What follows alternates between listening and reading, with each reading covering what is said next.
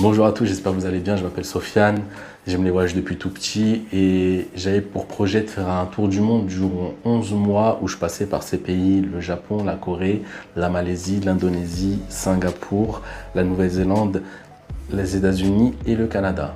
Alors, j'avais prévu de passer 3 mois au Japon et de rapporter des images extraordinaires de ce pays que j'aime énormément.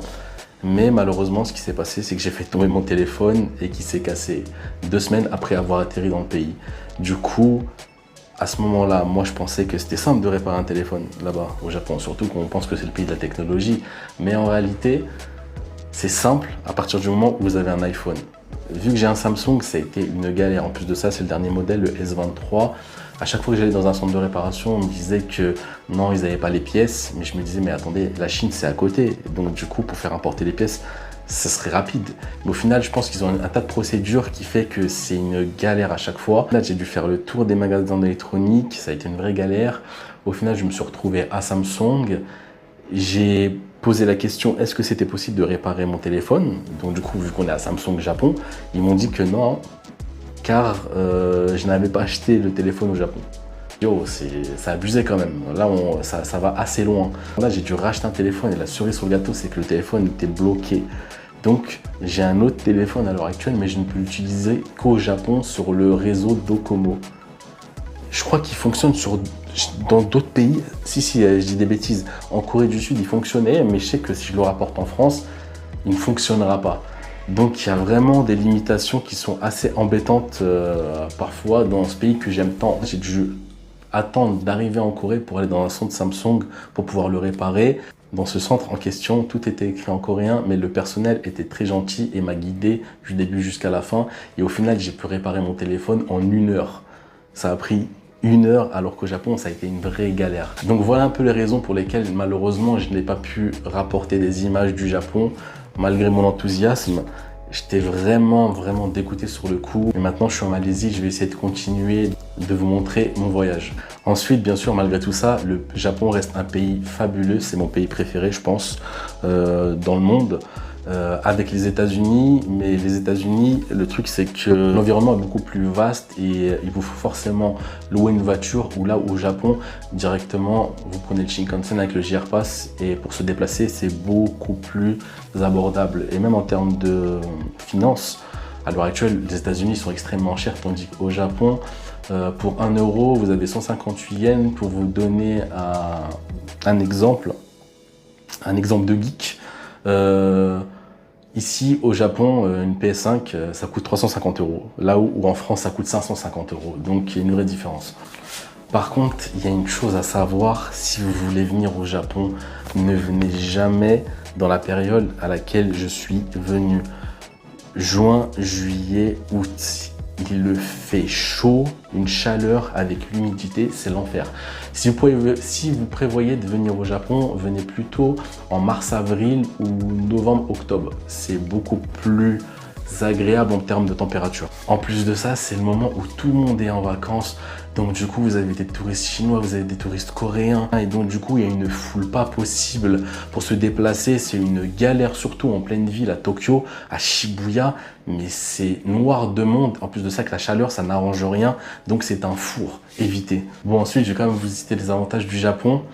Alors, en termes de service, je pense qu'on est vraiment sur le meilleur pays au monde. On a l'impression d'être dans un hôtel 5 étoiles dans tout le pays. J'abuse un peu. Parfois, vous vous rendez dans des commerces et les gens sont désagréables, mais globalement, la qualité de service est exceptionnelle. Vous êtes toujours bien guidé, on vous explique, les gens sont à votre service. Dès que vous êtes perdu, on vient vous voir. Par rapport à ça, c'est nickel. Ensuite, globalement aussi, les transports, sincèrement, c'est hyper bien desservi. Bien qu'il y a juste une chose que je vais citer dans les désavantages qui peut être embêtant, mais globalement dans les transports, pour passer d'un endroit à un autre du pays en empruntant le Shinkansen, c'est super simple. Pour les grandes villes, sincèrement, vous pouvez vous déplacer assez aisément. Ensuite, bien sûr, la propreté et la sécurité. La propreté, je pense que j'ai jamais vu ça dans d'autres pays, hein. Sincèrement, même pays développés, tout ça. Des fois, je vois des gens au Japon qui sont là avec leur balai pendant je sais pas combien de temps à nettoyer chaque rainure du carrelage, etc.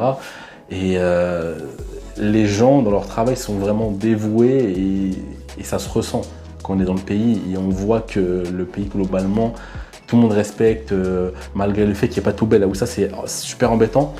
Il y a rarement des poubelles, hormis dans les combini ou dans les supermarchés. Les combini, des sortes de petites épiceries. Mais c'est vraiment une galère, mais les gens respectent et vous voyez rarement des détritus sur le sol. Et pour ce qui est de la sécurité, vous pouvez vous balader à 3-4 heures du matin, vous ne risquez rien. Bien qu'il faut quand même faire un minimum attention, il y a quand même des gens mal intentionnés, mais globalement, sincèrement, j'ai jamais eu d'embrouille. Ah oui, il y a une chose aussi, c'est que les gens sont adorables, mais ils sont un peu bloqués, et donc du coup, ils sont beaucoup plus avenants quand ils sont bourrés. Vraiment, le soir, quand tout le monde se bourre la gueule, on va dire ça comme ça, les gens sont différents, ils viennent vous voir plus facilement, ils communiquent beaucoup plus facilement et c'est là que vous vous rendez compte qu'en réalité, derrière leur timidité, en fait, on pense que genre ils sont pas très fun, mais en réalité c'est juste une question de timidité. Bon alors dans les inconvénients, bon c'est vraiment un truc qui me concerne moi parce que je suis assez maniaque et j'aime pas manipuler la monnaie à chaque fois. Et en France on a vite pris l'habitude d'utiliser la carte bleue tout le temps. Mais vraiment, vous êtes quasiment dans l'obligation d'avoir du liquide. Car dans certains restaurants, ou ne serait-ce que pour recharger votre passe, l'équivalent du carte Navigo, la Suica Card, vous êtes obligé d'avoir du liquide et de retirer. Et en plus de ça, ça engendre des frais. Donc du coup, venez quand même avec du liquide directement, changer ça à l'aéroport, c'est mieux. Il y a une chose aussi qui concerne les transports, c'est les transports en pleine campagne. Ça peut vite être une galère. Globalement, toutes les grandes villes qui se situent au sud du Japon, Tokyo, Kyoto, Osaka, Kobe, Hiroshima, vous pouvez vous déplacer assez facilement. Le Shinkansen passe par là, donc du coup c'est assez simple. Mais quand vous montez vers le sud du pays, là ça devient beaucoup plus galère déjà. Et parfois vous devez attendre 1 heure le bus, vraiment, en pleine campagne. Si vous ratez le bus, vous êtes mort et ça vous flingue votre journée. Donc du coup, ce que je recommande, c'est vraiment si vous voulez aller sortir des grandes villes, aller en pleine campagne, louer une voiture, ce sera beaucoup plus simple pour vous. Et il y a une chose aussi, c'est que durant mon séjour, j'ai rencontré un Japonais super sympa qui parlait anglais et on a sympathisé avec lui. Il nous a invités dans sa ville à Niigata, donc du coup qui se situe au sud du Japon. Le truc assez impressionnant, c'est que les gens, quand ils nous voyaient en tant qu'étrangers, ils étaient surpris. J'ai l'impression que c'était la première fois qu'ils voyaient un étranger, d'où la difficulté, je pense, de se rendre physiquement là-bas et la galère que c'est. Parce qu'il faut prendre des transports, c'est moins simple par rapport au Shinkansen, comme je vous l'expliquais.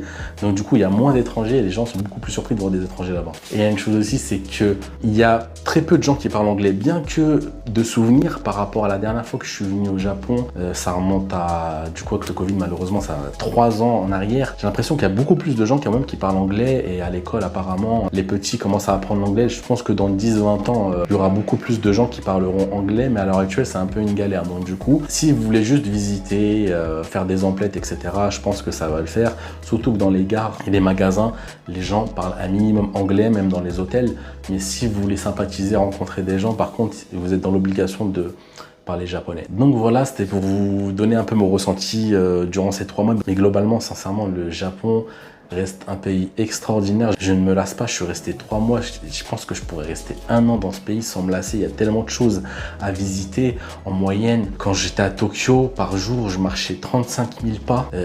J'arrêtais pas de visiter à droite à gauche. Je me suis pas lassé alors que ça fait la 5e fois que je fais Tokyo. À chaque fois que je pars durant une certaine période et que je reviens, j'ai toujours cette envie de revisiter. Donc du coup, sincèrement, si vous avez l'opportunité d'y aller, allez-y, vous ne serez pas déçus. Donc voilà, j'ai fait cette vidéo pour parler un peu du Japon et surtout pour expliquer aux personnes que je connais pourquoi j'ai eu une longue pause de vidéos durant mon séjour au Japon. Malheureusement, comme je vous l'ai expliqué, téléphone cassé. Donc là, je suis en Malaisie, à Kuala Lumpur et je vais reprendre les vidéos et je vais vous faire découvrir ça. Restez avec moi, abonnez-vous, mettez la cloche si vous voulez me suivre et je partirai sur d'autres horizons, comme je vous ai dit, ensuite Nouvelle-Zélande, États-Unis, Canada et d'autres pays d'Asie. Je vous souhaite le meilleur, bonne journée à vous, ciao.